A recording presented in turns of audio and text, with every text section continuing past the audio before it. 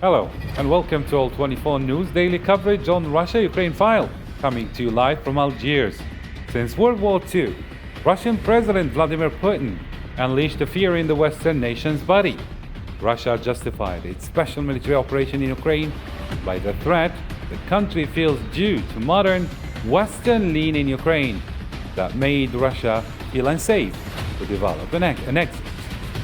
But after thousands of deaths in ruined towns and cities, and the displacement of more than 11 million people inside Ukraine and beyond, the questions remain: what is the Russian leader's aim, and how will this war end? Such questions and more are raised in this tense situation between Russia and Ukraine, and also their allies. Our panel of guests will answer some of these questions through their analysis of the conflict and its consequences.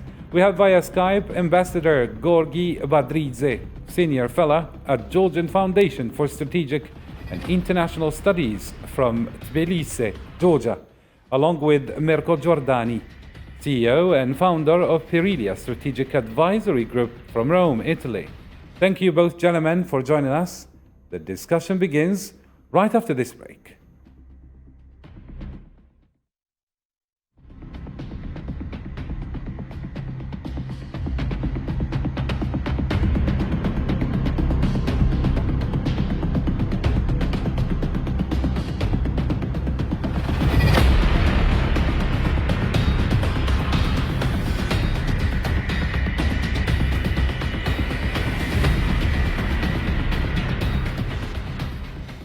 And before we delve into any discussion, let me share with you, dear guests, this piece of info. Ukrainian President Volodymyr Zelensky, in an evening video address, warned that the Donbas region is the main target of Russian forces seeking to destroy it. He added that Russian ships can only go to the bottom, while the Russian flagship in the Black Sea sank after being hit by a Ukrainian missile, according to Kiev. За 50 днів повномасштабного вторгнення The main target for Russia is Donbass. Russia wants to destroy it in the first place. No one was sure that we would survive. Everyone sympathized. Many advised to leave the country, advised to actually surrender to oppression. But they didn't know us either. And they did not know how brave Ukrainians are, how much we value freedom. Russian ships can only go to the bottom. хіба що на дно. So let me start with you, Ambassador Gorgi Badridze. How do you read the situation on the ground right now in Ukraine? Why is President Zelensky emphasizing on the Donbas region as the main target of Russia? Greetings from Georgia. First of all, let me emphasize the importance of the sinking of the Moskva, the Russian flagship in the Black Sea. Its historical significance is in the fact that this is the largest ship ever destroyed in the whole world since the World War II.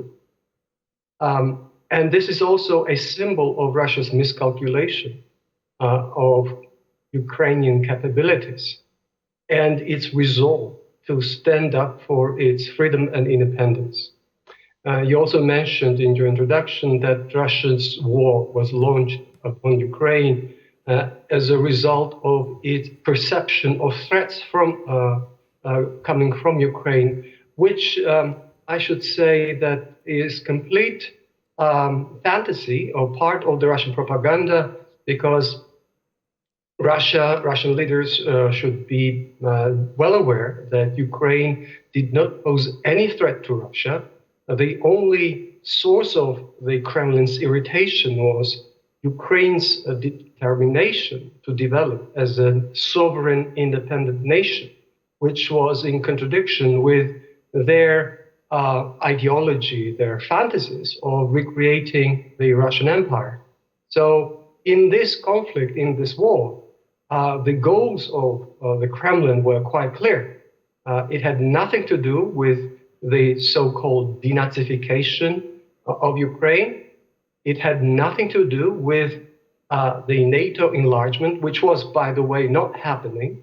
Ukraine and my country, Georgia, were denied in 2008 the only practical mechanism of accession to NATO, the Membership Action Plan, and the promise of eventually admitting Georgia and Ukraine to NATO was just a kind of conciliatory prize.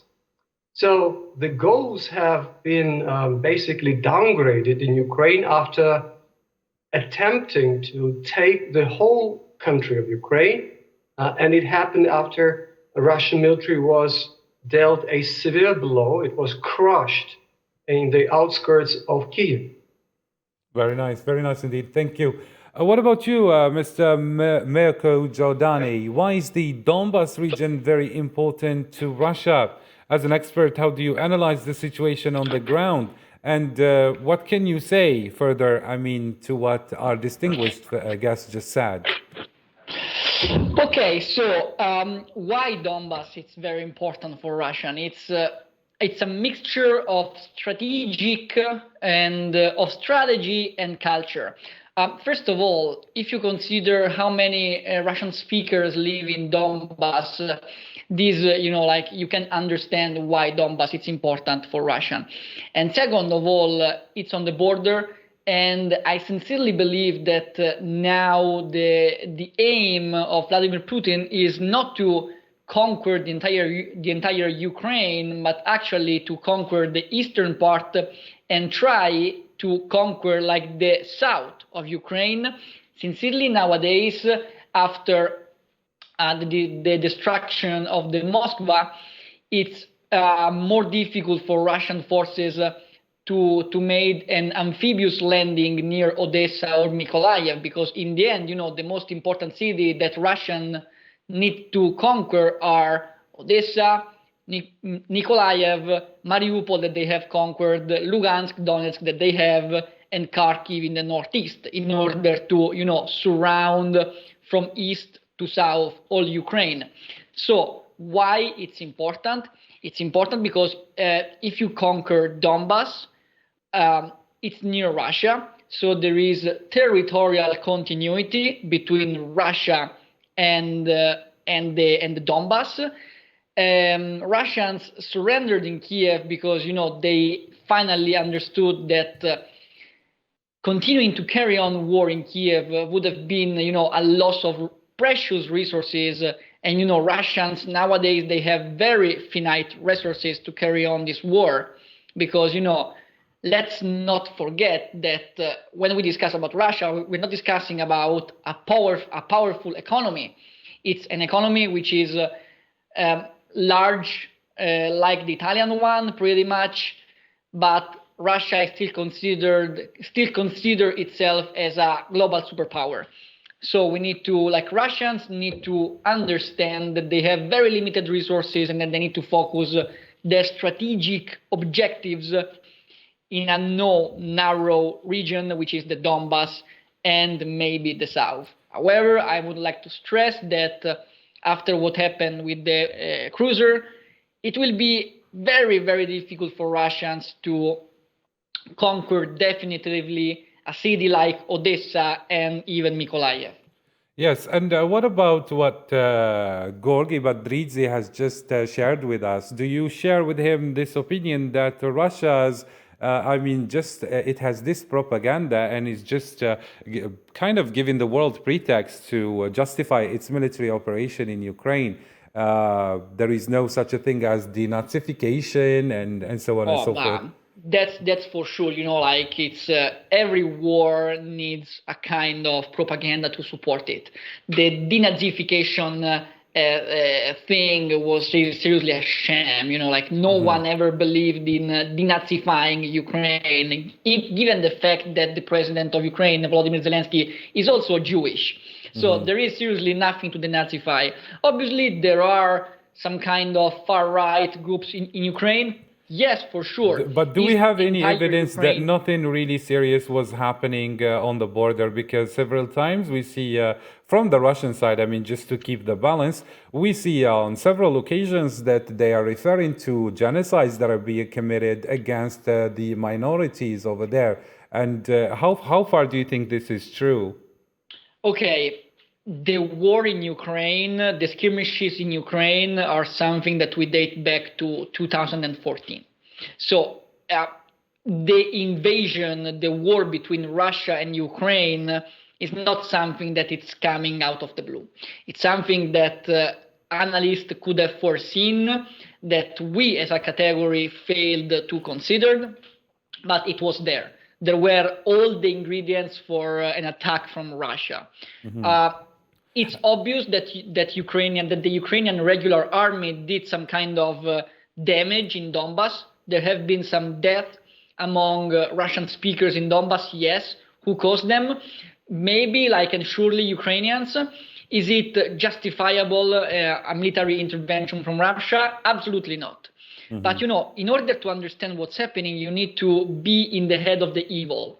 So if we consider evil Russia, we need to understand the evil. We need to understand how the attacker fought, what are Russian strategic aims in Ukraine, and why this has happened. The path towards the peace can't be reached if we don't understand how this conflict has developed in these years.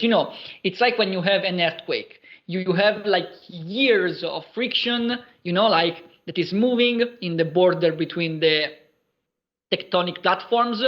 They accumulate energy, and this energy suddenly is going. And this is what's happened between Russia and Ukraine.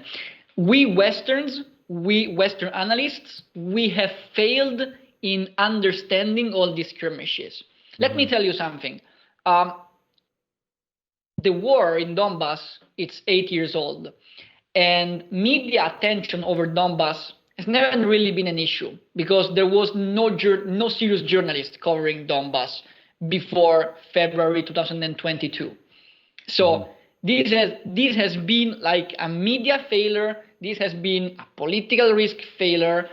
And this has been a geopolitical risk failure that we didn't understand this war coming, but there were all the indications that something was happening. I would like to ask Gorgi Badridze to give us a follow-up on what you just said.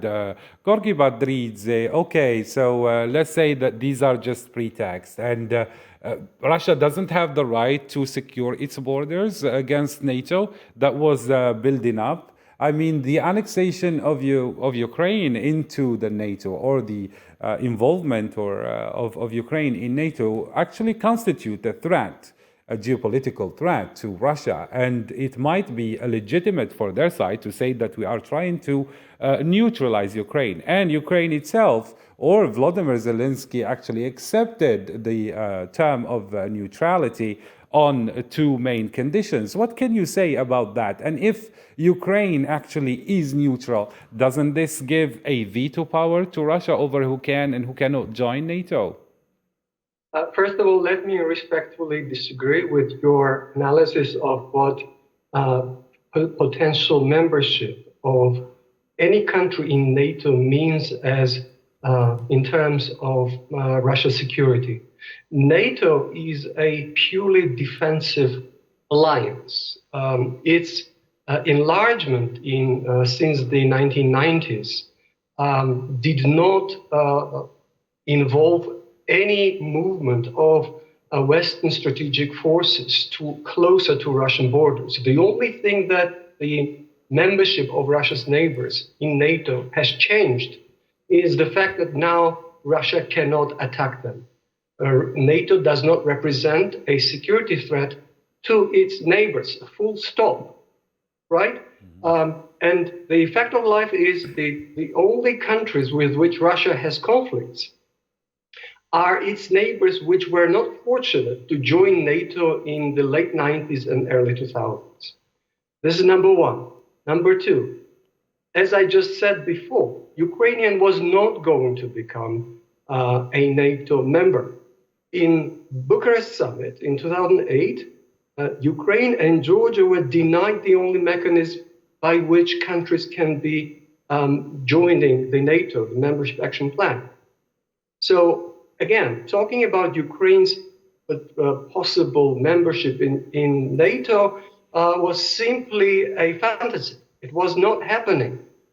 And number three, I would like to also respectfully comment on Mr. Giordani's assessment of how the conflict started. The conflict in 2014 did not start with some confrontation between Ukrainian central authorities and Russian-speaking citizens of Ukraine in eastern parts, in Donbass. It was the result of Russia's military aggression and annexation of Crimea and attempt to create an uprising against Ukraine in Donbass. Previously, there was no conflict as such. And this war has very clearly shown that Russian-speaking Ukrainians consider themselves the patriots of Ukraine. They fight for Ukraine against Russia, which is supposedly conducting this war to liberate them. So, just like I said, the whole affair is based on Russia's design to restore its empire, which was very clearly and directly announced by Mr. Putin in his speech just before the war. As for the Nazism or other forms of fascism, which sometimes Mr. Putin and the Kremlin representatives refer to, Mr. Giordani rightfully said that there is no such thing in Ukraine. Right-wing elements exist in every country, and Ukraine is one of the countries with the lowest level of right-wing politics. Ukraine's parliament consists of predominantly liberal pro-Western parties with no right-wing party whatsoever. The best result that any right-wing party has ever achieved in Ukrainian election was 1%, which is below the threshold. Whereas in Russia, you have Deputy Prime Minister, Mr. Rogozin, who is currently the head of the Russian Space Agency, who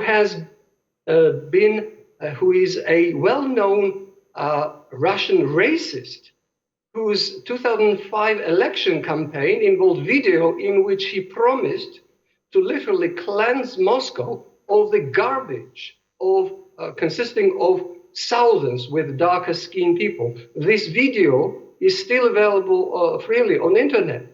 Moreover, the official state ideology, which Mr. Putin created with the help of Alexander Dugin, his favorite philosopher, is heavily based on the writings and ideas of the early 20th century Russian philosophers, including Ivan Ilyin, who was a self-proclaimed fascist who served in the Nazi Germany under Joseph Goebbels. This is the highest level of cynicism when Russia accuses anyone of fascism, of representing a military threat to anyone. Like I said, the source of the conflict is the ideology that was created in Russia, which is designed to regain what Russia considers as the lost territories of its empire and to recreate its greatness. Very well indeed. Now, in a related news, the Pentagon spokesman John Kirby remains cautious after authorities in southern Ukraine claimed heavy damage to the Russian flagship in the Black Sea. He also clarified that according to the Pentagon, Kiev remains threatened, in particular by airstrikes, despite the withdrawal of Russian troops. Let's listen. We cannot confirm the Ukrainian reports that it was hit by a missile, but we are also not in a position to refute that it could have been a Ukrainian missile which struck the ship. We do believe that there was a significant explosion on this cruiser, the Moskva, of the Slava class of cruisers in the Russian Navy. We do believe that that explosion caused a significant fire, which as of this morning was still raging aboard the ship. Mr. Mikko Giordani, have we reached a turning point in the world where a new order is emerging? An important geopolitical change that will affect many countries is about to take place? Are we going to see more and more countries pointing the finger to the US flaws and mistakes for a change? Okay, listen, like I just want to answer to the ambassador first of all. I believe that the argument of Nazism, fascism, like I come from Italy and here, like the argument is seriously like comical. I like understanding this war using like this framework of fighting Nazism and fascism is, I believe, ridiculous for Russians. Like the justification used by Russian is ridiculous, but it's also like on our side to like use it against Russian. It's I believe not serious to understand like what's happening. I believe that what's happening it's in line with the writings of Thucydides, an ancient Greek political analyst, in which it summarized the tragedy of being a great power. And now I am linking it with your questions. Is it a new order coming? I don't know, but I can give you an answer. I can give you my opinion. You will change a nation, a global power will change the world order by passing a Rubicon, like Julius Caesar made during the Roman Republic, to transform it into an empire. If you don't cross the Rubicon, which usually it's, fighting using weapons, and I believe that the next Rubicon to be passed will be for China and Taiwan, because, if a great power, nowadays we live in a unipolar world in which there is one very important military power, which is the US. There is like a rising China and Russia, which still perceived itself as a great power. If you want to remain a great power, you need to do something. Like achieving the status of being a great power, it's only possible by doing something, not diplomatic, but something dramatic. In that case, a war. So the fact is that Ambassador is right when he's saying that Russia wants to rebuild an empire. On this, I sincerely don't agree fully. Why? Because Russia has, got back after the fall of the Berlin Wall. What is happening between Russia and Ukraine is more similar to the last, attack of a dying animal, of a dying lion. Russia is a country which is demographically in decline. Its economy is too much dependent on oil and gas. Without any industrial base, without any financial base, its economy is more disconnected from the West. The access to the capital is very restricted and will be practically impossible in the future if the sanctions remain on the field. So this is seemingly like the last attack of a dying animal. Like I am still existing. I am still a great power. So that's what I'm doing. So what Russia is doing is something desperate. Is that what you're saying? It's just a desperate move to get attention. Maybe not desperate, but it's the move of a great power. Great power behave in the same way in the history. What America has done when Khrushchev put missiles in Cuba. Kennedy was menacing like nuclear war. Why? Because with the Monroe Doctrine, America is the ruling power in America. The US is the ruling power over America. So everyone wants to do something in America needs to knock in Washington doors. And right or wrong, obviously ethically is disgusting, but politically you can understand it perfectly if you put yourself into the shoes of the Russians. The fact is that Russians still considers Ukraine as their backdoor. This is the reality. It's harsh, yes. It's a tragedy, yes. It's geopolitically sound, yes. So like whoever like tries to meddle with Ukraine or like with some countries that Russia considers, its backdoor, it's going against Russia's interests. So this is how great powers behave. It is like a tragedy. Like it's an honor to be a great power, but it's also like a tragedy. But because if you're a great couldn't power, the world just put an end to all this drama if they wanted? I mean, it seems like somebody has a certain interest in keeping the war lingering on. I mean, what's it to Ukraine? I mean, the alliance with NATO and everything, the suffering continues.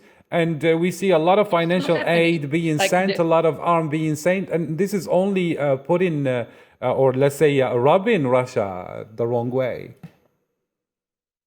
Don't you You know agree? what's the problem? The problem is that the problem, yeah, like I fully agree. The problem is that NATO is not intervening. It's sending heavy weapons. Yes, I believe that Russia will, in the end, overcome Ukrainian resistance. It's likely, okay? It's likely that Russians, in the end, will overcome Ukrainian defenses. And I am sad for that. You know, like it's a huge tragedy. I live in Europe and I have to fly the next days in Romania in order to understand the refugee situation in that countries, Romania, Poland, Hungary. Very nice. Perhaps Ambassador Georgi Badridze would like to comment on what you just said. Badridze, how do you consider the West's alliance with Ukraine? How effective is this? I mean, this union between the US and Ukraine? We see that the war is still lingering on. It's as though the West and the US in particular want to keep the war going. What's your analysis on this? Well, first of all, if we look how and when the West got involved, including the United States, how this happened in stages, I mean, the West has clearly demonstrated that it had no appetite, no interest in being part of this conflict. By the way, I think for anyone in Algeria, the Ukraine's situation must be something that they should sympathize with, and this should ring many bells from their own history of fighting the former colonial master for their own independence and freedom. This is as simple as that. It's pretty simple, Mr. No. Badridze. Of course, we sympathize with anyone who is going through suffering or through war, and we are with just causes for sure. But here, we are trying to keep a balance as journalists. We're trying to, let's say, analyze things and see the both sides in here. Yeah, so there are two sides. There is a former colonial master that is trying to restore its control over what they believe are the lost territories. It doesn't only apply to Ukraine. My country had the same problem in 2009, and for years before, my country still has two occupied territories that are occupied by Russia for no geopolitical, no economic reason, but for purely Russia's imperial fantasies. So I do not believe there's any other way we can view this. Number two, back to the Russia's and the Kremlin's motivations. If you consider, and I need to refer to what my colleague, Mr. Giordani, just correctly mentioned, how hollow Russia's greatness as a great power is in economic terms. Putin's government for 22 years has proved beyond any doubt that they are completely incapable of economic management. Russia remains a poor country. Last year, in 2021, Russia's GDP per capita was 82nd in the world. Russia should be, because of its vast natural resources, because of its talented people, should be the richest country in the world.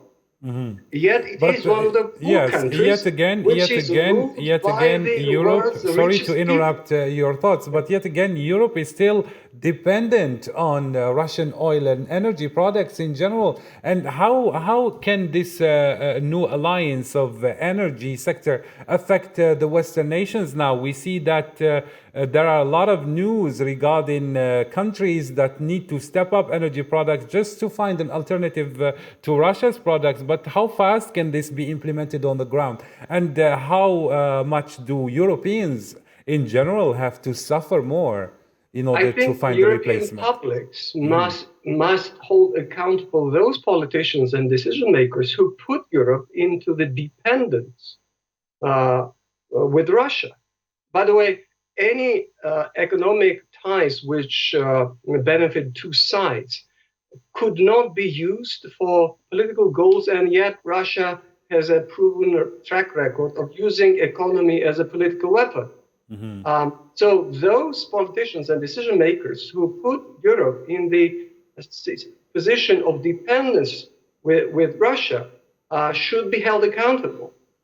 Number one. Number two, yes, it will cost European consumers to a certain degree, but when it comes to choosing whether to keep financing Russian war on Ukraine, yes, they should find new sources of energy. And the sources are available. It will cost more in short term, but they are available.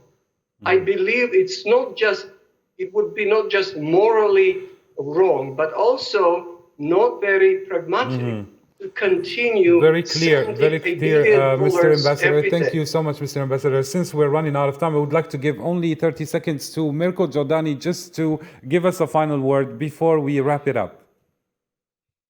Yeah, like I sincerely agree with Ambassador about the energy sources. The problem is that Europe is focusing only on green energies, which are not really reliable, not available, and not cheap. Russian gas is cheap, it's available, it's easy to transport from Russia to Europe. Algerian gas, it's less easy to transport from Europe to Italy, for example, and it's more expensive. The problem is that Europe is not ready for to renounce to the Russian gas, not ready in the short term. So if Russian gas would stop tomorrow to arrive in Europe, we will go into a deep recession, a deep crisis. We can't take all the gas we need from Azerbaijan and Algeria. It's not available, and we can't take it from Qatar. We can't take it from America. It will be more expensive. European people will pay higher bills on their gas. Very clear. Thank you so much, Mr. Thank you for both guests for joining us. Our coverage comes to a close. Thank you, dear viewers, for tuning into our channel. With these analyses, our show comes to an end, and bye for now.